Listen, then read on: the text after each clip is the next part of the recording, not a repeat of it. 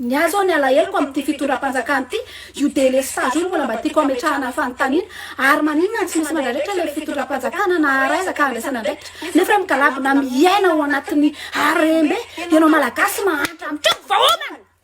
mifiainanao any anaty tatatra mifiainanao anaty masisy isan'andro isan'andro ny varoanao tapakibo ny zanakao mandeha tongotra mandeha mianatra.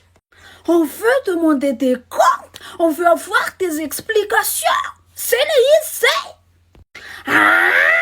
sanalala be manasaraka antsika ampitotry de noho izay antsana lala be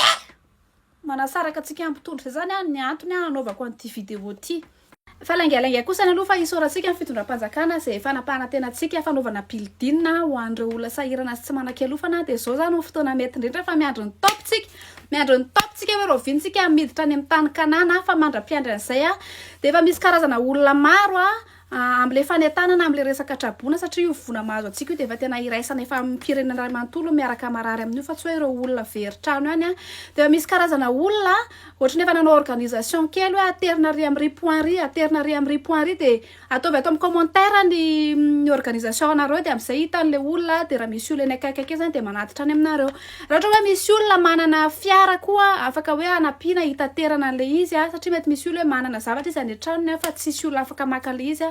dia mba tenenao amin'ny commentaire raha misy afaka manolo tena za maka le izy any an-tranon'olona dia manatitra le izy any amin'le point ohatra misy miorganiser zao hoe ao ananisana ao amin'ny CEG zao amin'ny CEG zao dia zay zany aloha mandra-piandry ny fidirantsika amin'ny tany kanana izay zany mba hifanapitsika kely ao anatin'izao hoe antsana lalina be mampisaraka antsika ampitondro dia fanamariana kely fotsiny efa tena tsara ary tena fisaorana izay afaka manome afaka manoratra amin'ny commentaire fa hitanareo mba mianatra manome fotsiny hoe zavatra mbola afaka anaovana mba omena mba afaka hoe mbola ampiasaina fa tsy hoe akanjo efa rodana be efa nandalo ady lehibe voarofa telo efa anaovanareo placade efa tsisy endro nitsony reny. Dia ny fehany zany dia mba soraty amin'ny commentaire eto zany raha misy olona efa manana point de collecte na hoe teboka fanangonana toerana fanangonana ireny akanjo PPN sy lamba firakotra dia hitan'ny olona dia mba manatona anareo zany le dia maro amintsika no mitantena hoe mba tena tonga any amin'le trabona ve le zavatra omeny re satria rehefa misy fotoana ohatr'izao dia misy foana manondrana foana ny vavy matoa satana ny enfant préféré an satana zany manararoatra foana amin'le fotoana ohatr'izao dia niteneniko anareo fotsiny hoe omeo amin'ny fitiavana aloha dia rehefa ataonareo amin'ny fitiavana iny dia zay ny zava-dehibe dia aveo le olona moa zany